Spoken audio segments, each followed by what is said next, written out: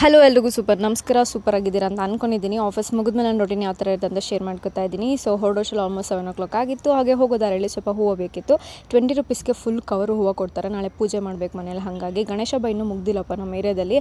Full ಇನ್ನೂ ಹೊಸ ಗಣೇಶ ತಂದು ಕುಣಿಸಿದ್ರೆ ದೊಡ್ಡ ಗಣೇಶ. ಮೇ ಬಿ ವೀಕೆಂಡಲ್ಲಿ ಪೂಜೆ ಎಲ್ಲ ಮಾಡಿ ಬಿಡ್ಬೋದು ಅನಿಸುತ್ತೆ. ಅದಾದಮೇಲೆ ನಾನು ಕೂಡ ಮನೆಗೆ ರೀಚ್ ಆಗಿದ್ದಾಯಿತು. As usual first fresh up ಆಗ್ತಾಯಿದ್ದೀನಿ.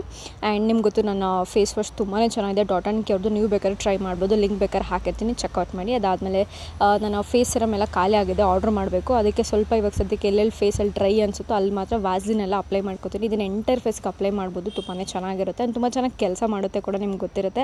Body wise ಅವರ ಅಂಡರ್ ಆರ್ಮ್ ರೋಲನ್ನು ಅಪ್ಲೈ ಮಾಡಿಕೊಂಡೆ. ಊಟಕ್ಕೆ ಬಂದು ಗೀ ರೈಸ್ನ ತೊಗೊಂಬಂದಿದ್ದೆ ಆಚೆಯಿಂದ. ಆ್ಯಂಡ್ ಸ್ವಲ್ಪ ಚಿಕನ್ ಶೇರ್ವ ತಂದಿದ್ದೆ, ಸಿಕ್ಕಾಬಿಟ್ಟೆ ಚೆನ್ನಾಗಿರುತ್ತೆ. ಆ್ಯಂಡ್ ಅದಾದಮೇಲೆ ಮೊನ್ನೆ ಎಲ್ಲ ಒಗ್ದಾಕಿದ ಬಟ್ಟೆನೆಲ್ಲ ನೀಟಾಗಿ ಜೋಡಿಸಿ ಎಲ್ಲನೂ ಎತ್ತಿಟ್ಟಿದ್ದಾಯಿತು. ಇವತ್ತು ಈ ವಾರಕ್ಕೆ ಆಲ್ಮೋಸ್ಟ್ ಒಂದು ವಾರ ಆಗಿತ್ತು ಬಟ್ಟೆ ಎಲ್ಲ ಜೋಡಿಸಿ. ಆ್ಯಂಡ್ ದೆನ್ ಅದಾದಮೇಲೆ ಬೆಳಗ್ಗೆ ಪಾತ್ರೆ ಎಲ್ಲ ವಾಶ್ ಮಾಡಿಟ್ಟು ಹೋಗಿತ್ತಲ್ಲ, ಸೊ ಅದನ್ನೆಲ್ಲ ಬೇಗ ಎಲ್ಲನೂ ಜೋಡಿಸಿ ಎತ್ತಿಕ್ದೆ. ಇಲ್ಲ ಹಾಗೆ ಬಿಟ್ಟರೆ ಪಾತ್ರೆ ಬೇರೆದನ್ನೆಲ್ಲ ವಾಶ್ ಮಾಡಿ ಹಾಕೋಕ್ಕಾಗಲ್ಲ. ಸೊ ಸ್ಪೇಸ್ ಕಡಿಮೆ ಆಗುತ್ತೆ ಅಂತ ಹೇಳ್ಬಿಟ್ಟು ಎಲ್ಲವನ್ನು ನೀಟಾಗಿ ಕ್ಲೀನ್ ಮಾಡಿದ್ದಾಯಿತು. ಆ್ಯಂಡ್ ವೀಕ್ಲಿ ಅಥವಾ ಮಂತ್ಲಿ ನಾನು ಓನ್ಲಿ 2 ಟೈಮ್ಸ್ ಹೇರ್ ಆಯಿಲಿಂಗ್ ಮಾಡೋದು.